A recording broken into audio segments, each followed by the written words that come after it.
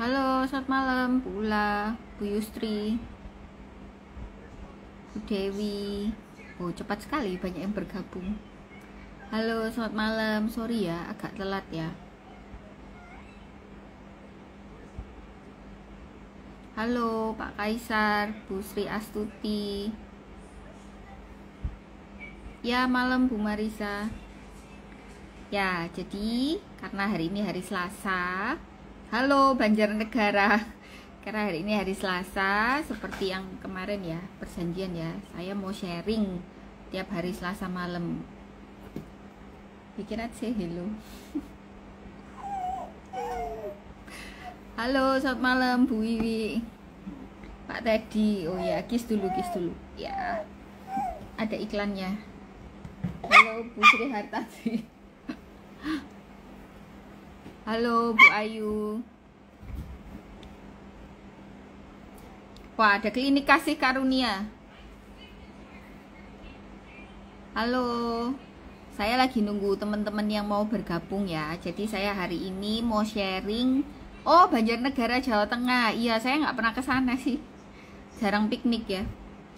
Iya, makasih Pak Teddy. Saya hari ini mau sharing soal kolesterol gitu. Jadi kalau misalnya teman-teman ada yang mau ditanyakan seputar kolesterol, silakan bisa ditanyakan ya. Halo Dokter Yunita, halo Bu Hani, halo Bu Yusronida. Ya, salam dari Tegal. Ya, malam Bu Budi. Malam Pak Endar Tolo. Dok, apakah benar rutin donor darah bisa menurunkan kolesterol? Oh, sudah ada satu pertanyaan. Ya, jadi sebetulnya, iya malam Pak Sigit. Sebetulnya kalau donor kolesterol, kita donor darah menurunkan kolesterol itu ya enggak ya. Tapi memang ada prosedur khusus yang dikerjakan pada pasien-pasien dengan ini ya, hiperkolesterol yang familial. Jadi kadar kolesterolnya itu benar-benar tinggi secara keturunan. Itu kita melakukan yang namanya afaresis LDL, tapi tidak dilakukan sih di Indonesia. Jadi kalau pertanyaannya adalah apakah benar kalau kita donor darah menurunkan kolesterol? Enggak ya. Halo Bu Feli. Halo Bu Kairinisa. Halo Bu Desnia. Ya. Halo Pak Dedi. Silakan teman-teman, hari ini saya mau share soal kolesterol. Kalau memang ada pertanyaan mau ditanyakan silakan. Saya mau share dulu ya, mumpung sudah banyak yang bergabung, banyak sekali yang bergabung, sudah 86. Halo malam Pak Asro Hadi. Jadi teman-teman, saya karena banyak banget ya yang tanya di DM, saya nggak bisa jawab satu persatu. Halo Semarang. Jadi saya memutuskan untuk sharing tiap Selasa malam jam 9. Kenapa jam 9 malam? Ya karena memang waktunya yang ada malam ya. Kalau sore rata-rata kerja gitu. Jadi nanti topiknya saya ganti-ganti. Jadi kali ini kita share dulu soal kolesterol. Nanti Selasa depan kita mau bahas apa deh? Mau belajar diabetes, mau belajar darah tinggi, terserah. Nanti teman-teman tinggal komentar, nanti digilir gitu ya. Oke, saya mau share dulu mengenai gambaran kolesterol, baru saya jawab pertanyaan daripada teman-teman ya. Jadi kolesterol itu sebetulnya di dalam tubuh dibutuhkan. Nah, fungsinya apa sih kolesterol? Kolesterol itu sebetulnya dibutuhkan untuk membentuk hormon. Nah, itulah penyebab kenapa kok kalau ada orang kemudian dia kolesterolnya sangat rendah ya, misalnya dietnya ketat, itu jadi nggak bisa mens ya, rambutnya rontok. Kenapa? Karena yang namanya kolesterol itu tidak hanya numpuk-numpuk di dalam darah, tapi dia fungsinya untuk hormonal. Jadi kebayangkan kalau orang benar-benar diet ketat, maka yang terjadi adalah hormonalnya bisa terganggu, akhirnya nggak bisa mens. Nah, jadi fungsinya kolesterol itu termasuk untuk menjaga keseimbangan hormonal gitu ya. Untuk kolesterol sendiri, oh ya bukan, saya asli Surabaya, kelihatan kan dari cara saya ngomong medok. Jadi saya sama Dokter Ninggar satu perguruan. Jadi mungkin di sini juga banyak yang temennya Dokter Ninggar di Instagram ya. Jadi saya sama Dokter Ninggar tuh sekolahnya tuh sama. Jadi ada yang nanya gitu, Dok gitu, sekolahnya bareng sama Dokter Ninggar? Iya gitu, kami kakak adik ya. Jadi sekolahnya bersamaan. Kemudian kolesterol itu ada yang namanya kolesterol baik dan ada yang namanya kolesterol jahat. Bedanya apa? Kolesterol yang kita katakan sebagai kolesterol jahat itu adalah trigliserida dan kemudian kolesterol LDL ya. Sedangkan yang dikatakan sebagai kolesterol baik itu adalah kolesterol HDL. Jadi, saya selalu mengajarkan ke pasien saya, gampangnya seperti ini. Kalau memang kita mau jantung kita baik nih, maka kolesterol HDL itu singkatannya adalah high density lipoprotein, maka sebaiknya dia high atau tinggi. Ada dokter Ninggar, halo. Ya, ini adalah adik kelas saya yang paling pinter Bapak Ibu. Jadi dulu kalau pas saya jaga sama dokter Ninggar, itu enak. Dia jaga saya bisa istirahat gitu ya, dengan tenang, karena semua pasiennya pasti terhandle dengan baik. Jadi benar-benar kalau pengen konsultasi soal ginjal, jagonya dokter Ninggar gitu ya. Jadi dokter Ninggar sekolah lagi soal ginjal. Nah, jadi kolesterol kembali lagi ya, kolesterol itu ada kolesterol baik dan kolesterol jahat. Jadi intinya kalau kita mau menjaga supaya jantung kita tetap baik, maka yang namanya kolesterol HDL, high density lipoprotein, itu kita tinggikan. Sedangkan kolesterol yang jelek atau LDL itu singkatannya adalah kita harus turunkan, low density lipoprotein, harus diturunkan, harus make it as low as possible. Jadi gampangnya gitu, LDL harus low, HDL harus high gitu ya. Nah, kemudian yang namanya kolesterol itu prinsip pengobatannya tentunya berdasarkan kita mulai dari berolahraga dan diet terlebih dahulu. Nah, biasanya pasien itu akan selalu menanyakan, dok, trigliserida saya itu tinggi, tapi kenapa kok nggak turun-turun? Nah, untuk yang khususnya namanya trigliserida itu teman-teman tidak hanya tergantung kepada makanan-makanan yang mengandung kolesterol tinggi aja. Jadi kayak misalnya otomatis kita membatasi yang namanya gorengan, kita membatasi yang namanya makanan yang fatty food gitu ya. Tapi khusus untuk yang namanya trigliserida, maka kita harus melakukan diet khusus. Dietnya termasuk diet yang karbohidrat. Roti, tepung, dan mie itu juga harus dibatasi. Jadi kalau misalnya teman-teman di sini merasa bahwa yang namanya trigliseridnya nggak turun-turun, maka kita harus lihat nih, apakah sudah benar dietnya. Jangan-jangan memang makanannya sudah nggak berlemak, kolesterol semua itu sudah dibatasi, tapi ternyata makanannya masih makan roti, tepung, dan mie, gitu ya, dalam jumlah yang banyak. Oke. Apa sih efeknya kalau kolesterol itu tinggi di dalam darah gitu ya? Nah, kalau kolesterol itu tinggi di dalam darah, kita semua pasti tahu resikonya apa ya. Pertama, bisa mengalami yang namanya serangan jantung, bisa mengalami yang namanya stroke. Yang jarang orang pahami itu antara lain ya batuk empedu ya, resiko untuk yang namanya fatty liver, perlemakan hati, kemudian batuk empedu itu semakin meningkat. Jadi itu adalah resiko daripada kita terkena yang namanya kolesterol meningkat ya. Dan yang satu lagi bisa terjadi pankreatitis. Nah, itu apa? Jadi pada saat kolesterol kita tinggi sekali, trigliseridnya tinggi banget gitu ya, bisa sampai 1000, itu bisa mengakibatkan keradangan daripada pankreas. Pankreas itu tahu ya. Jadi pankreas itu adalah organ yang fungsinya untuk memproduksi insulin. Itu bisa mengalami keradangan dan terjadi pankreatitis gitu. Jadi kalau memang trigliserida kita tinggi sekali, kita harus hati-hati. Kemudian saya mau sharing juga buat yang namanya kemarin ada yang tanya ya, dok, trigliserida saya itu dari muda itu 2000, gak bisa turun, kenapa gitu ya? Walaupun saya sudah pakai pengobatan, saya sudah diet dan sebagainya. Ada satu kondisi yang namanya hiperkolesterol yang familial. Jadi familial itu artinya ya memang menurun di dalam keluarga. Biasanya faktornya secara genetik. Genetik itu berarti keturunan ya, autosomal dominan.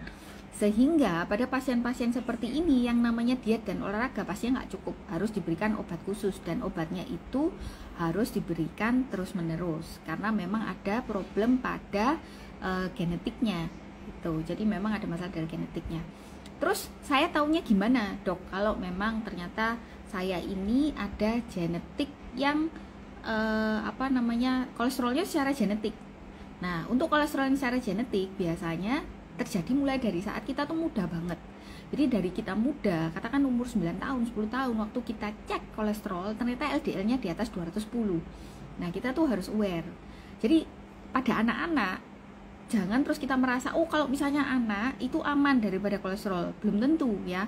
Kalau memang di dalam keluarga itu ada riwayat hiperkolesterol sejak muda, riwayat ada yang kena sakit jantung sejak muda, ada yang meninggal sejak muda, maka anak-anak kita sebaiknya di screening mulai dari mereka usia di atas, disarankan di atas 9 tahun kita periksa pemeriksaan lengkap kolesterol. Jangan-jangan ada yang hiper kolesterol yang familial gitu ya. Oke, wah banyak sekali pertanyaannya. Tadi ada yang tanya soal ginjal. Tadi saya sudah mention ya, kalau mau tanya sama ginjal, konsultannya bisa konsultasi ke dokter Ninggal. Kebetulan dokter Ninggal ngambil SP-nya khusus ginjal gitu ya. Oke, saya baca pertanyaan dari atas. Oh ya, Bu Melody. Ya, itu pertanyaan soal ginjal ya. Oke, saya jawab dulu ya pertanyaan dari atas. Wah, banyak banget ini. Ya, makasih Pak Teddy. Oke, salam dari Tegal. Dok, tadi sudah saya jawab ya. Apakah benar donor darah rutin menurunkan kolesterol? Enggak ya. Jadi enggak ada kaitannya. Selamat malam Pak Sigit. Salam kenal dari Pontianak. Ya. Selamat malam Bu Popi dari Bekasi. Selamat malam Bu Nining. Wah, ini pada enggak tidur semua ya. Luar biasa. Saya bacakan pertanyaannya. Oke. Pak Januari Ilham, saya kolesterol di atas 200, terus sudah konsumsi obat juga. Ya, jadi memang ini ya, hiperkolesterol untuk pertanyaan Pak Januari ya. Hiperkolesterol itu ada beberapa faktor yang bisa mengakibatkan kolesterol itu sukar turun. Jadi sudah dikasih obat nggak turun-turun. Faktornya apa? Misalnya kita punya diabetes yang tidak terkontrol. Jadi kalau selama kita bersamaan ya ada diabetes, kemudian kita ada hipertensi, kemudian dia tidak terkontrol, maka yang namanya kolesterol sukar turun. Terus ada beberapa lagi faktor pemicu yang mengakibatkan kolesterol itu sukar turun. Contohnya apa? Kita stres.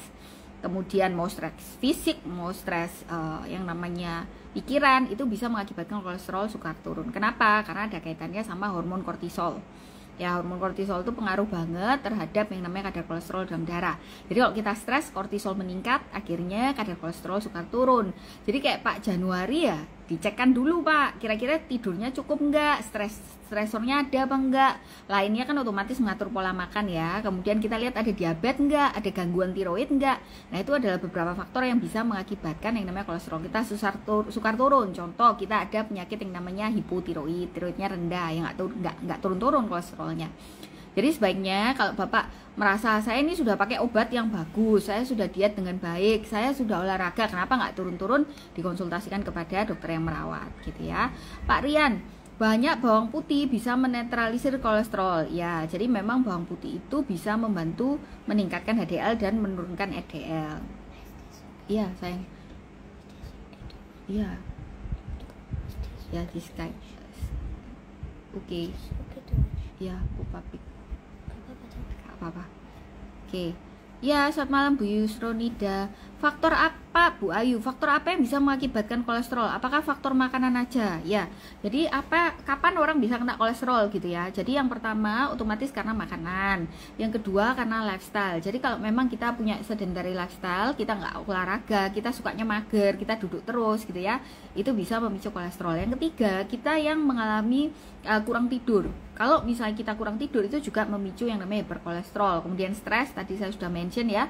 Kemudian ada lagi obat-obatan. Nah, obat-obatan ini yang beberapa pasien mungkin kurang paham ya, yang bisa memicu yang namanya hiperkolesterol. Misalnya Anda mengkonsumsi obat kejang dalam jangka panjang, itu bisa memicu peningkatan kolesterol. Mereka yang menggunakan obat-obatan KB, nah itu juga harus waspada. Mereka yang menggunakan steroid dalam jangka panjang, steroid jangka panjang itu biasanya dipakai untuk pasien-pasien autoimun, antivirus dalam jangka panjang. Nah, itu juga bisa meningkatkan yang namanya kadar kolesterol dalam darah. Jadi bukan hanya faktor makanan. Kemudian kalau memang ternyata faktornya kekurangan ini ya enzim di dalam tubuh secara familial ataupun yang tadi saya sudah mention autosomal dominan genetik dalam keluarga, ya bisa terjadi hiperkolesterol. Oke. Bu Malanunu, saya habis makan pasti lemes dan kepala pusing karena pengaruh dengan kolesterol tinggi. Kondisi sekarang lagi hamil. Nah, pada saat seseorang hamil itu kita harus aware ya. Karena apa? Karena pada saat ibu hamil itu terjadi yang namanya perubahan hormonal. Jadi kalau memang ternyata kita itu ada perubahan hormonal, maka kita akan lebih mudah untuk terjadi berkolesterol. Jadi yang namanya ibu hamil itu memang resiko untuk terjadi berkolesterol lebih besar dibandingkan kita yang tidak hamil. Demikian pula pada mereka yang menopause ya, teman-teman. Perimenopause, menopause itu meningkatkan resiko untuk terjadi berkolesterol. Nah, pada saat ibu hamil itu tentunya harus memeriksakan rutin kadar kolesterol. Terus kalau tinggi gimana dok? Bisa minum obat? Nggak bisa. Sayangnya pada saat ibu hamil tidak disarankan untuk minum obat. Apa yang kita kerjakan? Ya kita harus diet. Makanya pada saat hamil kita tuh harus waspada. Bukan berarti kalau hamil terus kita boleh makan sembarangan dengan los gitu ya. Enggak. Yang namanya ibu hamil harus waspada. Yang pertama hiperkolesterol, yang kedua diabetes pada kehamilan, yang ketiga tensi bisa resiko meningkat selama kehamilan. Jadi 3 itu bisa kita screening ke dokter ya. Jadi Bu Munu bisa screening ke dokter apakah ada 3 faktor tersebut ya. Kalau pemicu pusing pada kehamilan ya banyak ya. Bukan hanya karena gula darah tinggi, bukan karena tensi tinggi aja, bisa karena anemi, bisa karena kolesterolnya tinggi. Kemudian bisa juga karena hormonal imbalance itu juga bisa memicu migrain pada kehamilan ya. Jadi kalau kita makan ada MSG atau apa, nah itu bisa pusing. Jadi pemicunya pusing pada ibu hamil itu juga banyak. Jadi kita harus cek satu persatu. Pak Arso Hadi, saya pengen panjang umur. Oh ya, saya juga pengen Pak. Pak Handi, saya doakan Bapak panjang umur ya. Jadi sama-sama. Pak Vicky FKI Andra, Pak Andra, apakah tekanan darah 130/90 perlu minum obat?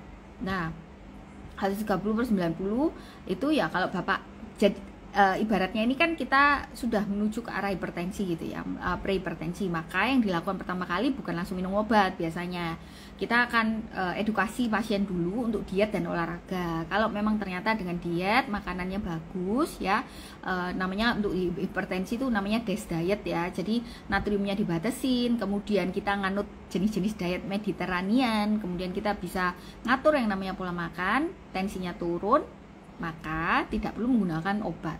Jadi tetap lini pertama adalah dengan diet dan olahraga. Diet Mediterranean itu kayak apa sih dok? Diet Mediterranean itu rata-rata adalah diet yang mengandung porsi ikan ya. Jadi ada ikannya, kemudian di piringnya itu ada segala macam jenis sayur yang berwarna-warni. Nah, kalau diet Mediterranean seperti itu. Beda sama diet American. Kalau diet American itu yang lebih banyak komposisi daging, karbohidratnya gitu ya. Jadi lebih baik untuk pasien hipertensi, maka yang pertama natriumnya harus rendah, yang kedua menganut diet yang DASH diet. Itu bisa di Google sih, di Google tuh ada DASH diet itu seperti apa. Mau medical check up sama saya asli Surabaya Pak. Kalau di Jakarta tidak bisa diimpor. Bu Marisa, apakah kolesterol dan trigliserida tinggi menyebabkan rasa pusing dan kecang pada bagian leher? Ya, salah satu penyebabnya biasanya bisa merasakan rasa pegal di bagian leher. Tapi kembali lagi Bu Marisa, yang namanya rasa pegal di bagian leher itu pemicunya banyak. Nggak mesti terus karena kolesterol tinggi, bisa karena tensi tinggi, kolesterol tinggi, bisa karena misalnya saya menggunakan kacamata gitu ya, terus waktunya ganti itu bisa strain sampai sini, sampai ke belakang, pegel dan sebagainya. Pekerjaan yang menunduk, banyak ngetik itu juga bisa ya. Ada problem di yang namanya tulang belakang, kemudian penyempitan dan sebagainya juga bisa. Jadi penyebabnya itu banyak banget. Tidak selalu karena kolesterol dan trigliserida tinggi mengakibatkan rasa tidak nyaman di tenggorokan, di leher. Jadi sebaiknya ibu konsultasikan pada dokter yang merawat gitu ya. Halo Pak Sukron, Bu Efriati, dok apakah boleh kita terus-terusan minum obat kolesterol? Nah ini ya, jadi kalau obat kolesterol itu sebetulnya kita akan melihat apakah seorang pasien itu perlu mengkonsumsi obat kolesterol jangka panjang atau tidak. Tidak semua pasien itu boleh mengkonsumsi obat kolesterol jangka panjang. Wah, tambah banyak sekali. Ternyata kalau malam-malam gini tuh banyak yang melek, sudah 145 yang bergabung. Ini banyak yang nggak tidur berarti. Jadi gini, kalau misalnya pasien saya ya, katakan dia masih muda, dia bisa diet, dia bisa olahraga, maka setelah kolesterolnya terkontrol baik, itu pasti di stop obatnya, disuruh untuk yang namanya diet aja, olahraga aja, nggak perlu terus-terusan minum obat kolesterol ya. Tapi kalau misalnya pada pasien tertentu, pasien stroke, kemudian pasien pasca ring jantung, itu pasti dikasih obat-obatan kolesterol jangka panjang. Jadi terus menerus. Kenapa? Karena sebetulnya saya sudah pernah buat VT-nya Bu Efriati ya, bahwa yang namanya obat kolesterol itu tidak hanya dia menurunkan kolesterol, enggak itu aja, tapi dia punya efek pleiotropik. Ya, pleiotropik itu apa? Pleiotropik itu intinya obat kolesterol pada saat kita minum dia bisa membantu mencegah yang namanya plak-plak kolesterol yang ada itu lepas ke pembuluh darah. Ya, dia punya efek seperti itu. Dia juga punya efek untuk antioksidan. Nah, sehingga pada pasien-pasien yang sudah ada penyumbatan sebelumnya, seperti misalnya pasien dengan stroke, pasien dengan yang namanya dengan pernah pasang ring jantung, pemberian obat kolesterol itu terus-menerus diberikan. Tapi kalau kita tidak ada faktor resiko yang lain, kita bisa diet, bisa olahraga, pasti akan dihentikan oleh dokter yang merawat. Kenapa? Karena obat kolesterol jangka panjang juga beresiko. Ya, jadi tetap ada resikonya. Halo Pak Asepawan. Pak Yokam sih, saya minum atorvastatin 20 mg setiap malam. Apakah aman bagi tubuh atau ginjal? Aman Pak, tidak masalah. Bu Catherine, saya dokter pakai Jakarta. Enggak, saya asli Surabaya ya. Banyak yang tanya saya itu asli Jakarta apa enggak. Saya jadi heran, padahal di bio saya perasaan kalau setiap kali posting saya ngetek saya asli Surabaya ya. Tidak tahu dapat informasi saya orang Jakarta dari manakah. Logat saya juga medok ya, katanya teman-teman logat saya medok, jadi mestinya tahu saya orang Surabaya. Dok, apakah glikoidon sama fungsi dengan glimepirid? Masuk golongan sulfonil urea gitu ya. Jadi sama-sama di golongan sulfonil urea, fungsinya ya sama. Cuman biasanya kalau yang namanya glikoidon itu kita gunakan untuk pasien-pasien dengan problem ginjal karena lebih aman dibandingkan glimepirid untuk resiko terhadap ginjalnya gitu. Jadi sama nggak fungsinya? Sama, nggak masalah sih Bapak pakai glikoidon apa glimepirid. Dok, saya barusan cek kolesterol total 300, LDL 229, trigliserid 94. Apa yang harus saya lakukan? Ya harus dikasih obat Bu, harus langsung diberikan terapi. HDL-nya lumayan tinggi ya. Jadi sudah HDL itu faktor proteksi terhadap jantung, protektif terhadap jantung. Jadi kalau misalnya semakin tinggi HDL, dia melindungi kita terhadap resiko untuk serangan jantung gitu. Nah, Ibu yang pertama harus diet ya. Jadi benar-benar makanannya harus dibuat rendah lemak, rendah minyak. Jadi coba diperhatikan konsumsi minyaknya di dalam sehari. Apakah semua makanannya digoreng ya? Kalau memang suka goreng, saya termasuk suka goreng, maka makanannya itu bisa diakali dengan jangan makanan yang deep fried. Deep fried itu digoreng benar-benar makanannya semua masuk ke dalam minyak ya. Diganti menjadi yang stir fry. Stir fry itu makanan yang minyaknya sedikit. Atau Ibu bisa ganti gorengannya itu pakai air fryer, jadi pakai mesin khusus kalau memang nggak bisa menghindari gorengan ya. Kemudian kalau memang makan terus misalnya bikin soto, bikin rawon, biasanya saya sarankan pada pasien saya untuk dimasukin kulkas dulu. Lumayan, karena setelah dimasukin kulkas minyaknya kan akan ngangkat tuh minyaknya ya. Nah itu minyak yang terangkat itu bisa kita buang kemudian kita panaskan kembali gitu. Jadi lumayan sih membantu ngurangi yang minyak di dalam tubuh. Atau kalau